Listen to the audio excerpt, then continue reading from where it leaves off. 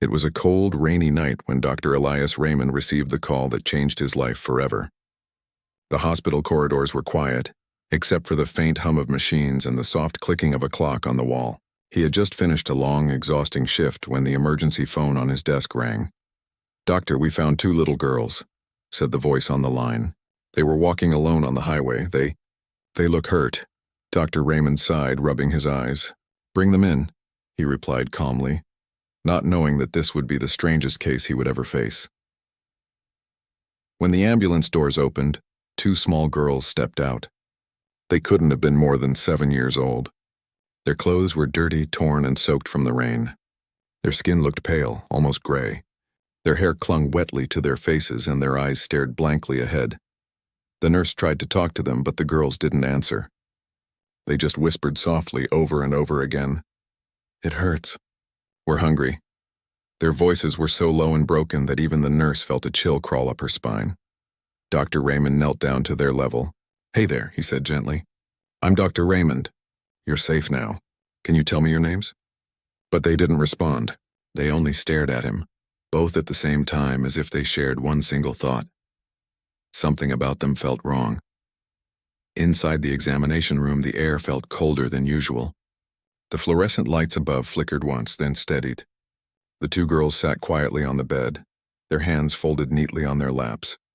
Their eyes followed every move the doctor made. Dr. Raymond reached for his stethoscope. "Let's check your heartbeat, okay?" he said kindly. He placed the chest piece against the first girl's small chest and froze. There was nothing. No heartbeat. He blinked, confused, thinking maybe the device had failed. He tried again. Still nothing. The second girl, same thing. No pulse, no heartbeat. Yet both were breathing.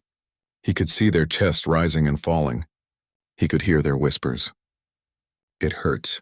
We're hungry." His hand trembled slightly as he looked at the nurse. "Run a vitals check," he said. "Maybe the monitor will pick something up." But the monitor stayed silent. No reading. No life signs. Still, the girls sat perfectly still, watching him, unblinking. Dr. Raymond's curiosity began to mix with fear. He leaned closer to examine their eyes. Their pupils were wide, and the irises had a faint, milky glow, almost silver under the light. He tried to joke lightly. "You 2 are full of surprises," he said, forcing a smile. "Let's take a little blood sample, shall we?" The nurse prepared the syringe and gently pricked the girl's arm. What came out made her gasp. It wasn't blood. It was thick, dark, almost black like ink. The nurse dropped the syringe with a loud clatter. Dr. Raymond's voice was calm, but his face turned pale. "Send it to the lab immediately," he ordered. The nurse nodded quickly and hurried away, trembling. The room fell quiet again.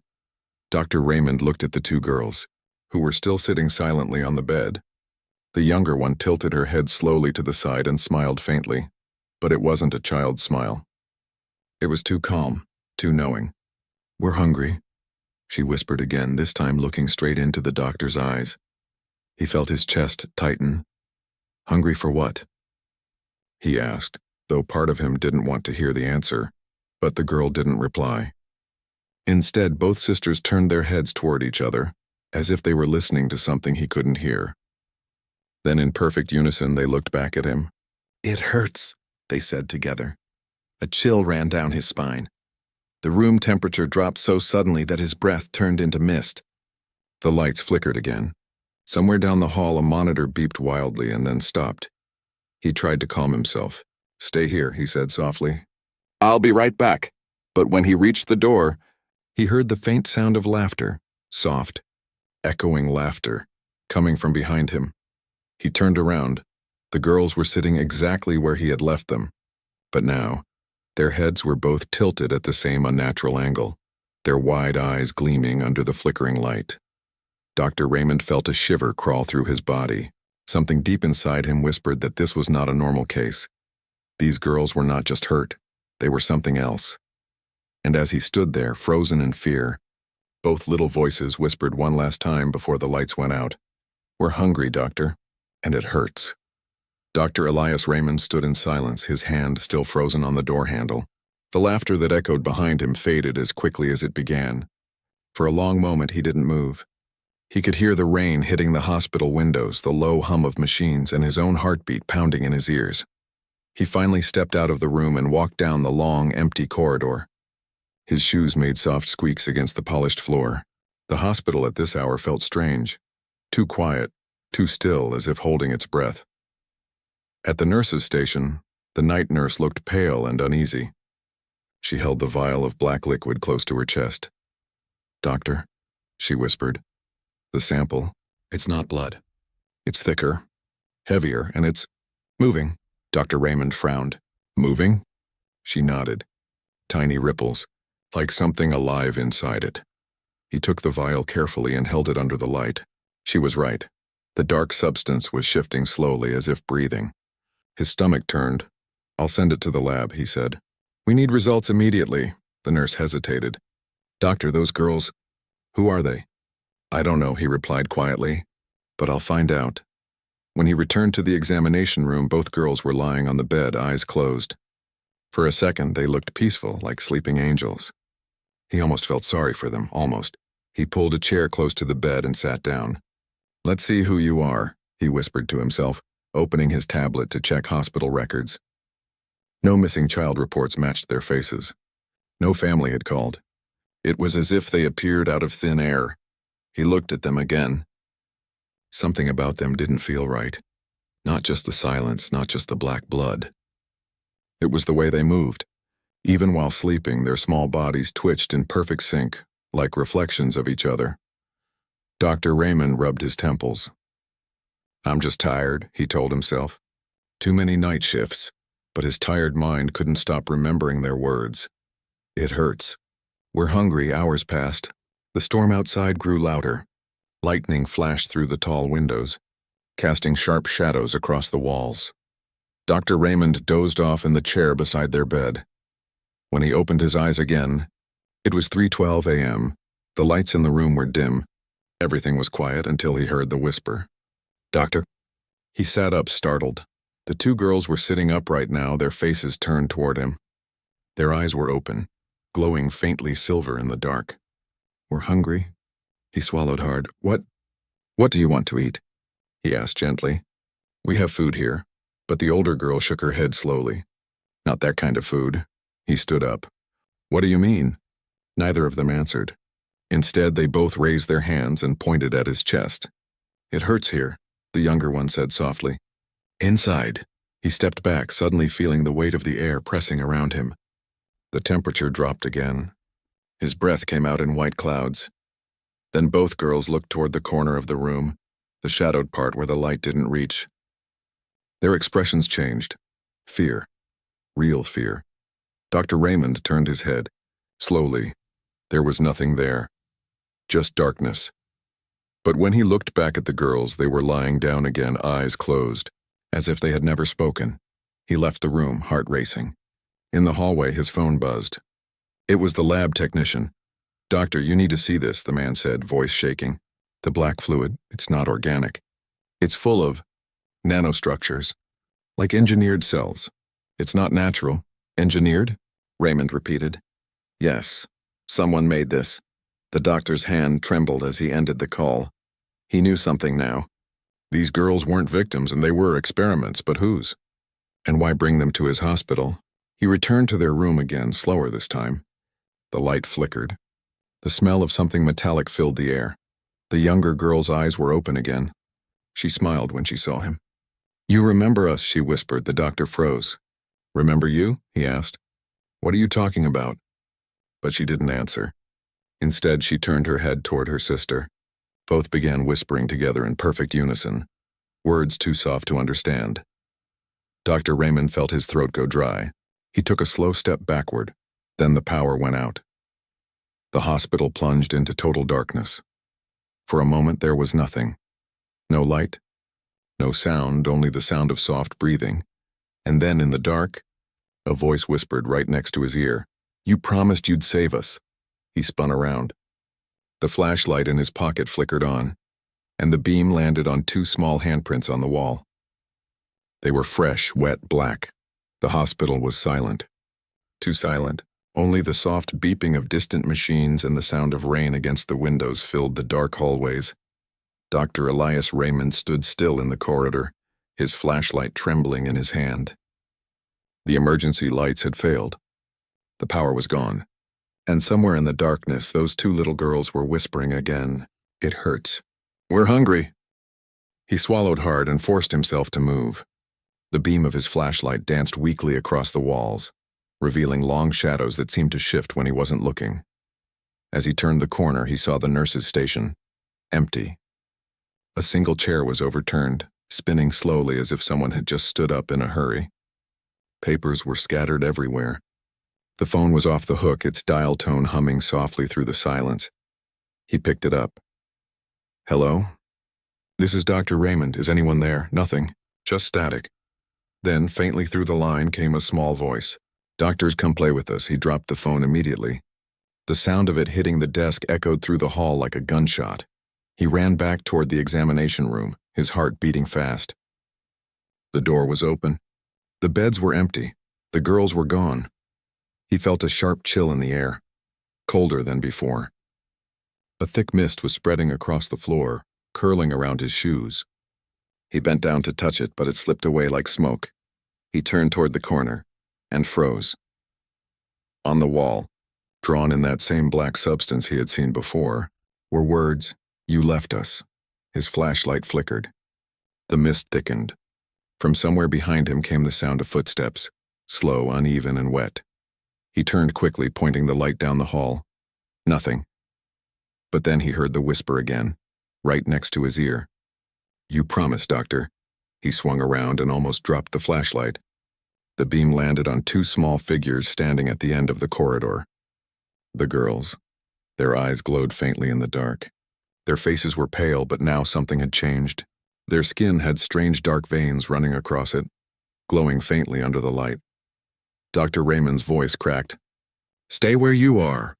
You're not safe." The older girl tilted her head. "We know," she said softly. "Because you made us this way." He shook his head. "What are you talking about? I've never seen you before." But the younger girl smiled, a cold, sad smile. "You saw us last time too. Before we died." His breath caught in his throat. He took a step back, bumping into the metal tray beside him. The sound of clattering instruments filled the room. When he looked up again, the girls were gone. Only the cold mist remained. He stumbled backward into the hallway, trying to breathe. His hands shook as he took out his phone, turning on its flashlight. He needed answers. He hurried to the records room. The old metal cabinets were lined up like soldiers in the dark. He searched through the files, flipping through names until his hand stopped on one. Project Aurora, experimental case now 27. His own handwriting. He opened the file with trembling fingers. Inside were photographs, two little girls smiling. Notes about a failed genetic test. An accident in the lab. Two subjects declared deceased. The date, 5 years ago. He stared at the photos. It was them. The same girls. The same faces. Dr. Raymond felt his knees weaken. "No, it can't be," he whispered. They were never supposed to wake up. Suddenly, the door to the records room creaked open behind him. He turned slowly. The lights flickered once the two girls were standing there. Their eyes were bright now, glowing white, almost blinding. "You forgot us, Doctor," the older one said. "You left us in the dark," the younger one added. He dropped the folder. Papers scattered across the floor like snow. "I tried to save you," he shouted, his voice trembling. "The experiment failed, and I had no choice." The girls took a step closer. The air around them shimmered, warping slightly as if reality itself bent near them. "We weren't supposed to die," the older girl said softly. "But now we can't stop living," whispered the other. The lights flickered again, faster this time. Sparks jumped from the ceiling. Alarms began to ring, though no one had touched them. Dr. Raymond backed away, heart racing. "Please," he begged. "Tell me what you want." Both girls looked at him together. Their voices blended into one. "We want you to remember. We want you to finish what you started." And then, before he could answer, they vanished, dissolving into the mist. The alarms stopped. The light stabilized. The room was empty again. Only one sound remained, the quiet ticking of the clock. Dr. Raymond looked down at the floor, at the file lying open beside his feet. On the last page, written in fresh black ink, was a single line that hadn't been there before. "We are still hungry." He felt a wave of dread crawl up his spine. He knew then that this was just the beginning, and whatever he had done 5 years ago was coming back to life. The sound of the ticking clock echoed in Dr. Elias Raymond's mind long after it stopped. The words written in black ink, "We are still hungry," burned themselves into his thoughts. He sat on the cold floor of the records room, surrounded by scattered papers, old files, and fading photographs. His hands shook as he picked up one of the pictures again. The smiling faces of the 2 little girls stared back at him. 5 years ago, he remembered the project. It wasn't supposed to go this far. The goal was to help dying children, to repair damaged cells, to heal what medicine couldn't. He had wanted to be a hero, but the experiment had failed. The serum, meant to rebuild life, had done something else. It had changed the girls in ways no one understood. Their bodies lived, but their hearts didn't. Their blood had turned black, their cells refused to die, and their minds became something else. He thought they were gone. He thought he had buried the truth forever. Until tonight. A faint sound snapped him back to the present. Soft footsteps outside the records room. Dr. Raymond froze. "Who's there?" he called out. No answer. He stepped toward the door, his flashlight beam trembling on the handle. He opened it slowly. The hallway beyond was dark, but he saw small wet footprints leading away, tiny. Bare feet prints shining faintly under the light. The girls were moving through the hospital. He followed them, each step echoing loudly in the empty hall. The deeper he went, the stranger the air became, colder, heavier. The emergency lights blinked on and off like dying stars. As he turned the corner near the surgical wing, something flashed on the wall, a reflection. He pointed his flashlight and gasped. The words "Help us" were scratched into the paint over and over again. Hundreds of them. Some old, faded brown, some new, still wet and black. He felt his throat tighten. "How long have you been here?" he whispered. A sudden crash echoed down the hallway, metal against tile. He ran toward the sound, his shoes slipping slightly on the wet floor. The sound came from the basement stairs. The door stood half open. The darkness below seemed to breathe. He hesitated. His hand rested on the railing. He knew what was down there. The old research lab, sealed after the government shut Project Aurora down. No one had gone inside for years, but if the girls were there, he had no choice. He took a deep breath and stepped down. The air grew colder with every step. Dust floated like ash in the beam of his light. When he reached the bottom, he saw the lab doors, rusted, chained, but one lock was broken. Someone had forced it open. He pushed the door and entered. The lab was just as he remembered. The glass tanks, the broken machines, the smell of chemicals and dust. On one table lay stacks of old reports covered in mold. The power cables still hung from the ceiling like vines. He walked toward the main desk, brushing away papers. Beneath them, he found something in a hidden compartment. Inside was a thin metal folder, marked with a symbol he knew well, the Aurora insignia. He opened it and froze. Inside was a list of experiments. Subjects number 1 through number 30. His handwriting was on many of them, but beside subject number 27, the twin girls, there was a note in someone else's handwriting. Reconstruction successful. Emotional link unstable. Keep monitored under Raymond's ID, his name, his authorization, but he never wrote that. Someone had used his credentials. Someone had continued the work even after he shut it down. The sound of soft laughter filled the lab. Dr. Raymond looked up quickly. His flashlight flickered. 2 small figures stood near the broken tanks, half hidden in the dark. Their eyes reflected the light like mirrors. "You came back," said the older girl softly. "You found the truth," the younger one whispered. The doctor's voice cracked. "What truth? What did they do to you?" The girls stepped forward. Their shadows stretched unnaturally long across the walls. "They said you wanted to help us," one said. "But they lied," said the other. "They wanted to use us, to bring back the dead." Dr. Raymond shook his head in disbelief. "No, that's not true. I shut it down." "I never," the younger girl interrupted. "But we're still alive." She smiled faintly, and for a second her face glitched, a strange flicker, as if she wasn't entirely real. The doctor stumbled backward. "What are you?" "We're what you made," said the older one. "Half human, half memory." The lights in the lab began to flicker rapidly. The old computers powered on by themselves, screens glowing with static. The sound of typing filled the air, though no one touched the keyboards. On one of the monitors, words appeared one by one. "The doctor must remember." The girls moved closer. The air around them buzzed with energy. "It's not over," they whispered together. "The others will wake soon." Dr. Raymond's eyes widened. "Others?" Before he could say another word, the lights burst. The lab was thrown into darkness, and the last thing he saw before the flashlight went out was dozens of tanks in the shadows, shapes floating inside each one. Something else was alive down here, and it was waiting. The flickering light from Dr. Elias Raymond's flashlight barely cut through the thick darkness of the underground lab. The broken glass tanks around him reflected strange, distorted shapes, like trapped shadows trying to escape. His breathing was heavy. His pulse pounded in his ears. The whispering voices of the two little girls still echoed around him, though he couldn't tell from where. "It's not over, Doctor." The air smelled like metal and dust, mixed with something older, something that reminded him of blood and electricity. He turned slowly, shining his flashlight toward the rows of tanks that lined the far wall. Each one contained a shape, small human-like forms floating in dark fluid.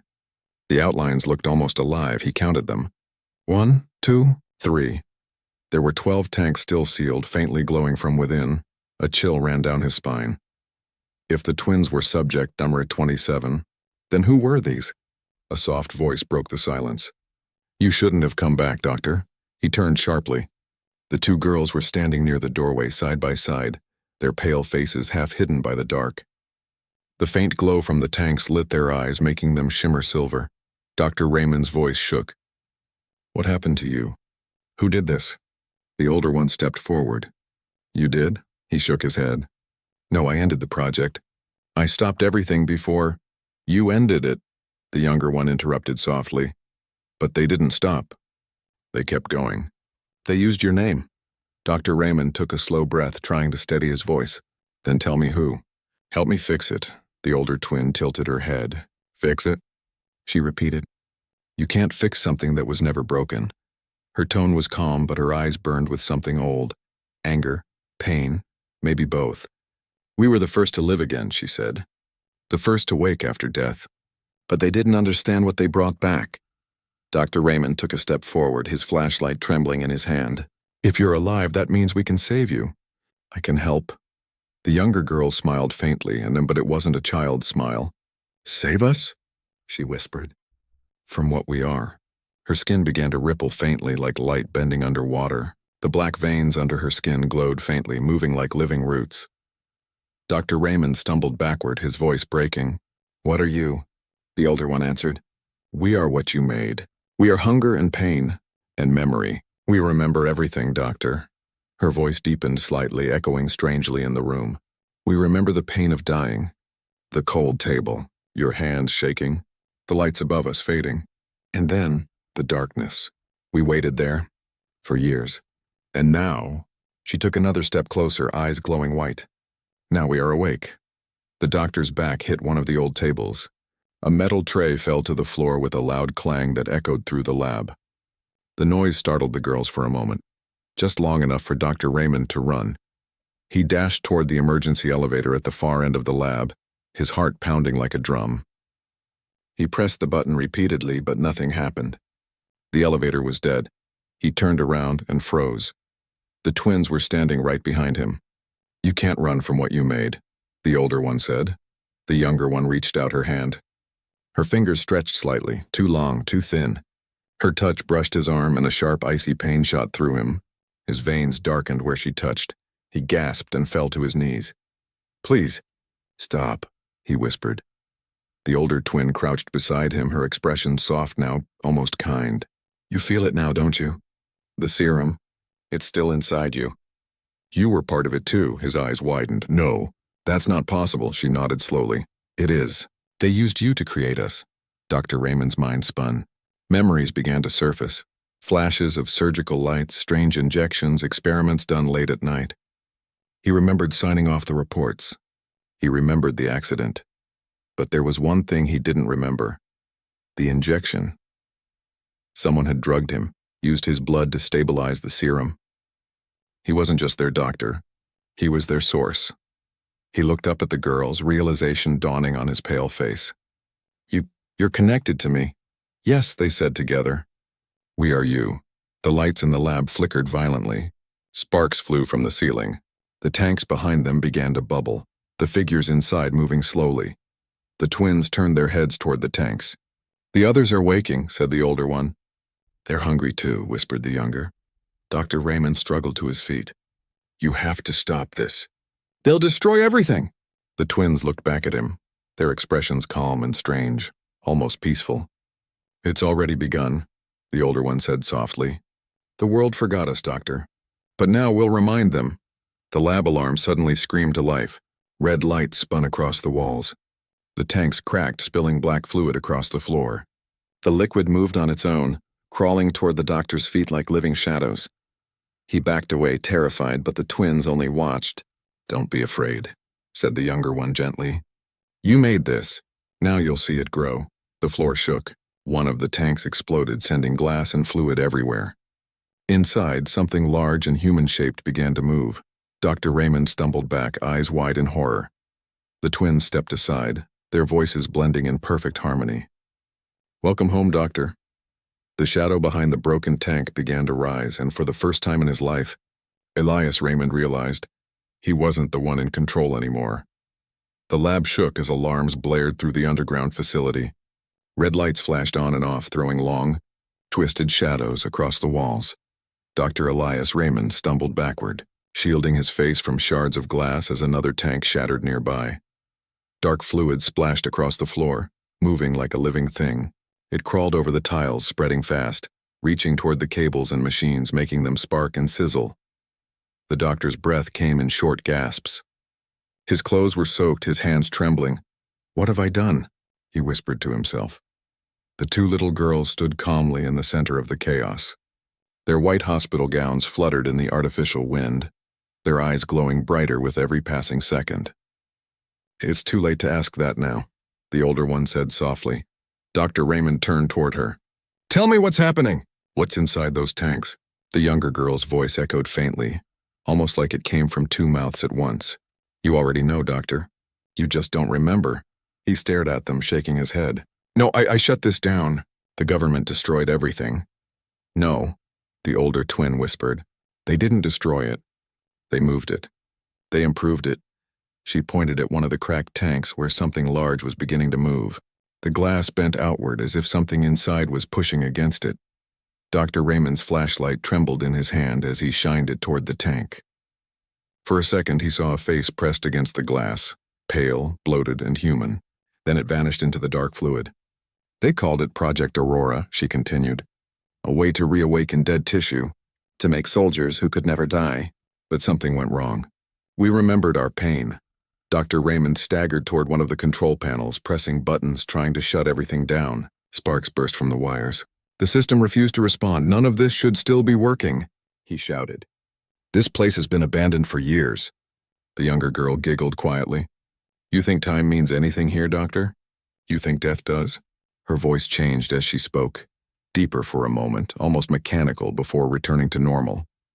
The doctor turned, his heart pounding. Who are you talking to? The girls both turned their heads, slowly in perfect sync, toward the shadows behind the broken tanks. Them. And then he saw them. Shapes were moving in the darkness, tall human silhouettes crawling out of the broken tanks, dripping with black fluid. Their skin shimmered faintly, their eyes glowing faint white. Some moved on two legs, others dragged themselves across the floor. Dear God, he whispered. They're alive. Alive? The older girl repeated. No, Doctor. They're awake. He turned to run, but something grabbed his arm. The grip was cold and wet. He looked down. One of the creatures had reached him. Its face was twisted and incomplete, its mouth half-formed.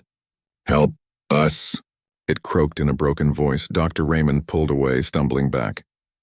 His flashlight clattered to the floor. The twins watched him calmly. You see now, said the older one. They were never meant to live. They were meant to serve. Serve what? He gasped. A purpose, said the younger. A memory, yours. He stared at them horrified. Mine, what are you saying? The older girl stepped closer, her eyes burning brighter. You weren't just their creator, Doctor. You were the key. Your body held the first stable strain of the serum. That's why they used your blood. You gave us life. Dr. Raymond's knees weakened. No, that's not true. It is, she whispered. You were the first successful test and not them. You were patient zero. The room fell silent except for the slow dripping of black liquid. He touched his arm, the same spot where the younger girl had grabbed him earlier. The veins beneath his skin were darkening again, crawling upward toward his shoulder. No, he breathed, stepping back. No, this can't, but then he saw it. In the reflection of the broken glass beside him, his eyes shimmered faintly, glowing silver just like theirs. His hands began to shake uncontrollably. What's happening to me? The girls stood side by side, their expressions calm, almost sorrowful. You're remembering, said the older twin. You're coming home, whispered the younger. The doctor felt a wave of dizziness. His heart pounded, then slowed. For a moment, everything went silent. He saw flashes, the experiment, the injections, the screaming, the girls lying on the cold metal table, his own hand pressing the button that started it all. And then, nothing. When his vision cleared, he was standing in the same lab, but everything was clean, bright, just like it was years ago. The lights worked, the tanks were new, and the girls were sitting quietly on the table again, smiling. He looked down. His hands were steady. His veins were clear. Was this real? The older girl looked up at him and said softly, Now you see what we saw, Doctor. The loop never ended. We all died here once, and we'll die here again. The illusion flickered. The clean lab turned dark again. The alarms returned. The tanks burst. Dr. Raymond screamed as his veins turned completely black, glowing from inside. His mind burned with memories that weren't his, or maybe always were. The last thing he heard before collapsing was the twins' voices, fading into the darkness. We are your children, Doctor, and soon the world will be ours. The alarms faded into silence. Smoke filled the air like a dark fog, wrapping the ruined lab in ghostly shadows. Dr. Elias Raymond lay on the cold floor, barely breathing. His body trembled as the black veins under his skin pulsed faintly, glowing with a dull silver light. He tried to move, but his limbs felt heavy, almost not his own. His mind was filled with flashes of memory, half real, half dream. He saw the twins' faces, their laughter, their screams. He saw needles, machines, wires, and his own reflection, not as a doctor, but as an experiment. He whispered weakly, What have I done? A soft voice answered him. You finally remember. Dr. Raymond's eyes opened wide. The twins stood above him, their white gowns untouched by the chaos. They looked calm, almost angelic, their glowing eyes the only light left in the room. You brought us back, said the older girl. But you never asked what we became, the younger one added. He forced himself to sit up. You're alive. That means I can save you. I can stop all of this. The older twin tilted her head slightly, her expression almost curious. Save us, she repeated softly. Doctor, you still don't understand. We don't need saving. The younger one smiled, small, cold, and beautiful. We're free now. The floor beneath them vibrated faintly as the machines around the lab powered on by themselves. The monitors flickered, showing lines of code moving faster than any human could read. On one screen, Dr. Raymond saw a file open automatically. Aurora mainframe, DNA link, active. He crawled closer, weakly pressing his hand to the keyboard. No, shut it down. But when he touched the key, the screen changed. A message appeared in bold letters. Welcome back, primary host. The words burned into his mind. His hands started shaking uncontrollably. No, he whispered. I'm not the host. I was the creator. The older twin knelt beside him. Her eyes glowed brighter. "You were both," she said gently. "The project needed a link, something living to hold the connection between life and death. That's what you gave it, yourself." Dr. Raymond tried to speak, but his throat tightened. His heartbeat slowed. The veins on his neck pulsed like dark wires under glass. He could feel the network connecting inside him, a strange awareness spreading like static in his mind. He could sense the other tanks, the other creatures. They were waking up, their thoughts flickering like signals in his brain. "They're part of me," he whispered. "All of them." The younger twin nodded. "Yes. And soon they'll be part of everyone." The walls began to hum. The entire underground facility vibrated with energy. Cracks split across the floor as black liquid seeped upward, crawling over the machines and walls like roots. Dr. Raymond struggled to his feet, staring at the spreading darkness. "You'll destroy everything," he shouted. "You'll end the world." The older twin smiled softly. "No, Doctor. We'll fix it. The world broke itself long ago. We were the cure. You just forgot." He took a shaky step backward. "No. I never wanted this." "You wanted to end death," the younger one whispered. "And you did. Now there's no more end, only beginning." The alarm screamed again, louder this time. The ceiling lights exploded one by one. The room glowed red from the emergency bulbs. The twins turned toward the tanks as they cracked open completely. Shapes began to crawl out, pale, silent, and endless. Their movements were slow, almost graceful, as they stepped into the red light. Some were children, some were adults. All of them had the same black veins, the same silver eyes. Dr. Raymond stared in horror. No, please." The twins walked toward him together, their small feet splashing through the black liquid. "Don't be afraid," the older one said. "It won't hurt," the younger added. They reached out their hands. He wanted to run, but his body wouldn't move. His feet were already sinking into the dark fluid. It climbed up his legs, spreading warmth and cold at the same time. "You'll see," they whispered together. "We're one family now." He screamed as the black light surged through his body. The world around him blurred. His vision turned white. His last thought was of the girls, the night he had first tried to save them. And then, nothing. When the silence returned, the lab was empty. The alarm stopped. The lights dimmed. Only one monitor still glowed on the wall. Lines of code scrolled across it before freezing on a single message. Project Aurora. Complete. The camera in the corner turned on by itself. For a moment it showed the destroyed lab, the cracked tanks, the broken walls. Then, in the reflection of the glass, a figure appeared. Dr. Raymond. He was standing tall, his skin pale, his eyes silver. The twins stood beside him, one on each side, holding his hands. They looked at the camera. All three smiled. "We're not hungry anymore," the twins said softly. "We're home." The video feed flickered once and went dark. Days later, rescue teams found the hospital empty. No bodies, no blood.